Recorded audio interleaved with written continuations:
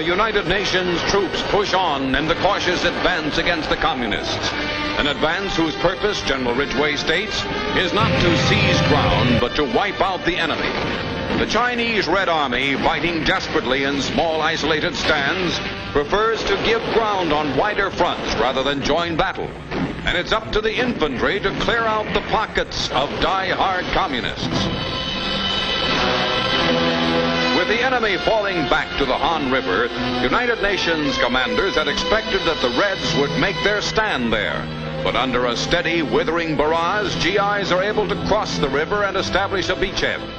Within 2 hours, a pontoon bridge spans the Han, and United Nations troops and equipment pour across toward the capital city of Seoul.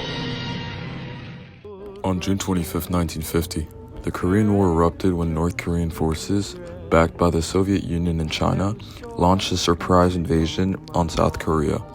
This marked the first major armed confrontation of the Cold War. The Western world, led by the United States and supported by the United Nations, intervened to stop the spread of communism. What followed was a brutal 3-year war that claimed millions of lives.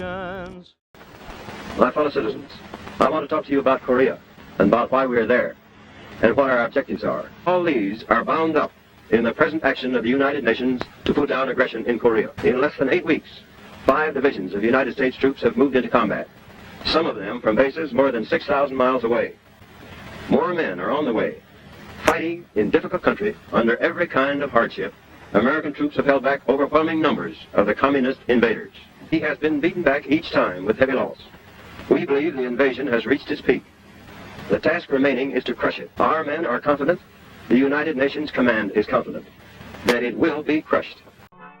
To understand Western involvement in Korea, we need to go back to the end of World War II.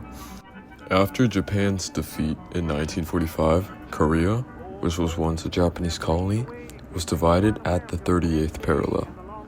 The Soviet Union occupied the north, installing a communist government under Kim Il-sung, while the United States supported the Democratic South, led by Syngman Rhee. As Cold War tensions grew, both Korean governments claimed to be the rightful rulers of the entire peninsula. On June 25, 1950, North Korea launched a full-scale invasion on the South, aiming for total unification under communism. Within days, South Korea's forces were extremely overwhelmed. The capital, Seoul, fell on June 28th. The world watched as a new war threatened to destabilize Asia. The United States and its Western allies saw this as a direct challenge to democracy and freedom. We are tired, and I think the whole world is tired of these obvious and shameless travesties of the realities with which we in this room are supposed to deal. In any case, my government sees no need and feels no desire to attempt today to fill with any more words of its own the immense abyss which lies between the statement of the representative of the Soviet government and the facts.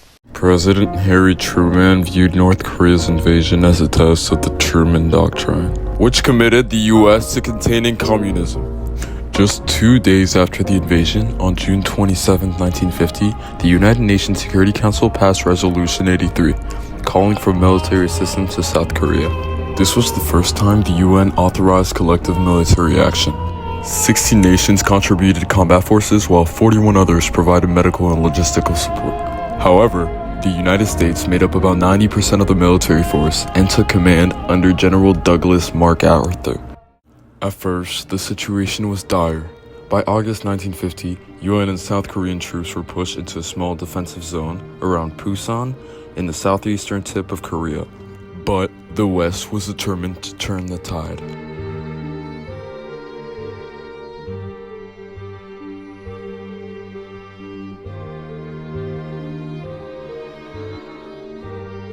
MacArthur is striking back at the very heart of the enemy.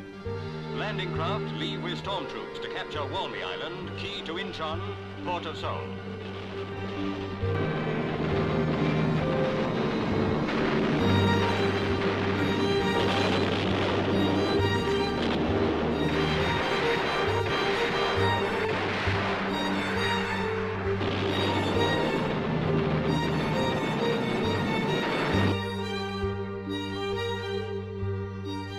September 15, 1950, General MacArthur launched a bold counterattack. He named it the Inchon Landing.